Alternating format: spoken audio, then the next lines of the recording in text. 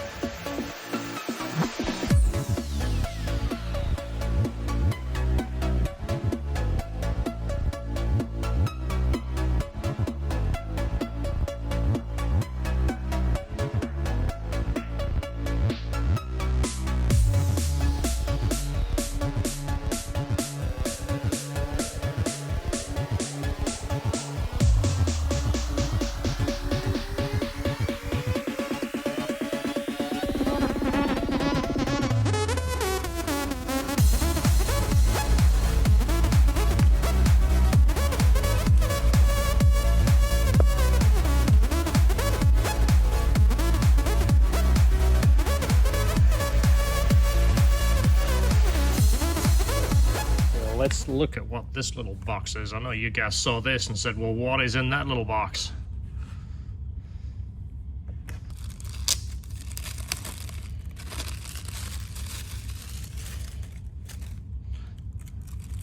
Look at that. That is a nice touch. That's the Science of Speed logo right there from their name, and this is a really cool wallet.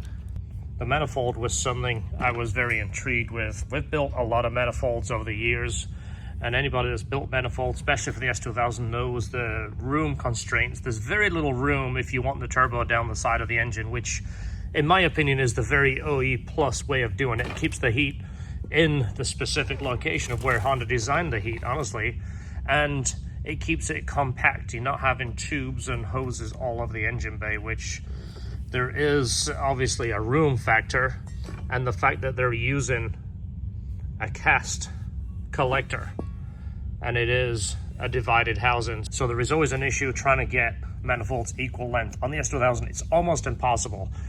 The early kit used to run the longest hose here, and this was always a very, very short one. This one was semi-short too. Now we've got three fairly long runner manifold lengths, and then this one is going to the same spot as the longest one, so it's gonna be a little bit more balanced. You can see from there these two are pretty equal, but the fact that we're equalizing the pressure, having the shortest one and the longest one going together, is actually very tricky. Of course, you're trying to make it efficient, you're trying to make it fit, but look at that. That is a beautiful manifold. And I can tell you from building manifolds over the years, this is very time consuming to not just design but to produce. And this, I think, is the key feature right here, is this cast collector. Trying to get 4 tubes in a spot this size, fabricating it, very, very difficult. Here's the downpipe, 3-inch downpipe, recirc wastegate, which is nice. We've done back-to-back testing. Unless you're in the 550 up range, there is no loss of power by recircing the dump tube. A lot of people think that that is killing the exhaust. This is the amount of exhaust you have available. If this is undersized, this will back up pressure, but 3-inch will support 550 to 600 easily. So by dumping extra gas in there is not gonna hurt that at all. I made 650 on my Integra Type R that was on the cover of Turbo magazine, and I did it with a 3-inch downpipe with a recirc. So this definitely keeps it that OE plus. This is the same, very similar to the old kit. The recirc filter, nice, less hoses, less things to go wrong.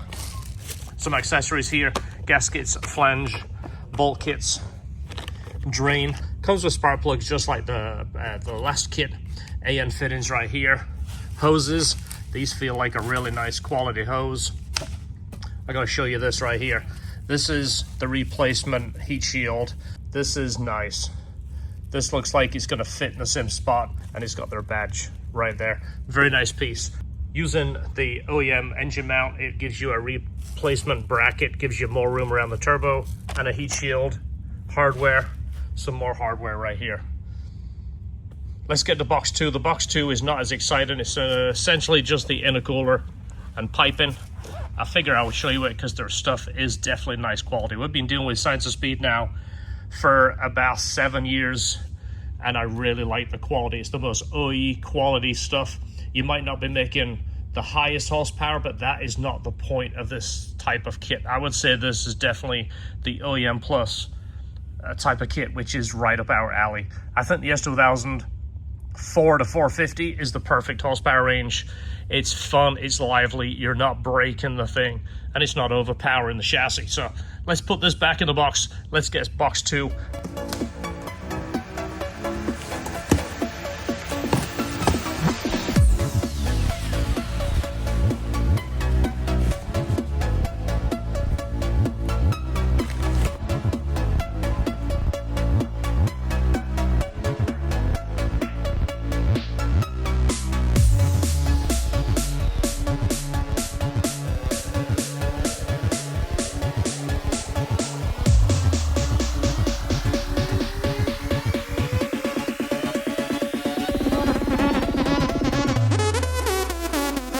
The intercooler looks the exact same as the last model, which was a great intercooler. Very, very efficient, very dense core, and it's got the louvers in there. It's not just a straight through intercooler, as you see through there. Hose kit, couplers, clamps, brackets. I mean, look at that, spring clamps. That's OE right there. That's a whole lot better than a worm clamp. That's nice. Intercooler brackets. There is the AM dry filter. Everything is satin powder coated wrinkle, which again, I'm a big OEM plus fan, and talking to Chris at Science of Speed, he has a very similar mindset. He doesn't want to build 1,000 horsepower S2000s. He wants to build OE plus, increased power, increased drivability, nice packaging, nice fitment, no problems with hoses all over the engine bay, just like I mentioned earlier. This is the main charge tube. This is the one that you're going to see. It's going to sit in the engine bay. It's going to sit right there. So you're going to see that. And the blow-off valve is going to go in there. Look how nicely finished everything is. And I can appreciate this because we've built so many of these tubes, and so many people will just weld that on, knowing you're not going to look on the inside, and it will be raggedy on there. And it's not. Everything is nice and clean. Their welds are great. Their fabrication, look at that. Everything is cleaned. Their welding is great. This is it. This is a charge tube kit. This is it. Let me put this back in its box. This is all going on a car in 2 days. So I'm just going to wrap it up loosely, put it back in the box. Let's look at the last piece of the puzzle, the turbocharger. These are the available turbochargers that they have: the 73mm 475, the 73mm 550, the 73 550 ball bearing, and the 76 550 ball bearing.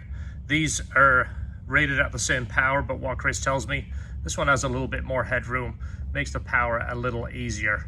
Not sure if it's going to max out any further. Maybe it will, just a little bit more efficient, which means it'll probably make that power add a little bit less boost.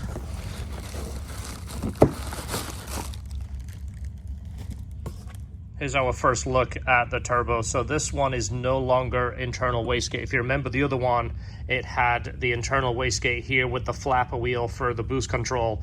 This is going to be more efficient because it's got a much cleaner path, and there's going to be less backup in that area. Look at that.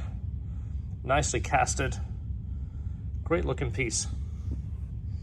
Billet wheel. Everybody has to give it a quick spin. That's just customary of a turbo. When you see a turbo, you have to stick your finger in there and spin the wheel. It's just, you have to do it. But there we go. This is our wastegate. So if you saw the downpipe, this is our manifold, this is our wastegate, so it's recirced back into the downpipe. But this definitely makes it more efficient. I believe the last turbo, they had a GT30 and a GT35. We would always choose the GT35 for a little bit more power potential. But we found that motor, we'd find that turbo would plateau pretty quick. The more boost you would give it, the quicker it would fall off. It would peak at upper sixes, 7,000 RPMs, and then start to fall off torque-wise, and then plateau on the horsepower, just because it ran out of airflow between the internal wastegate, the manifold, and the downpipe.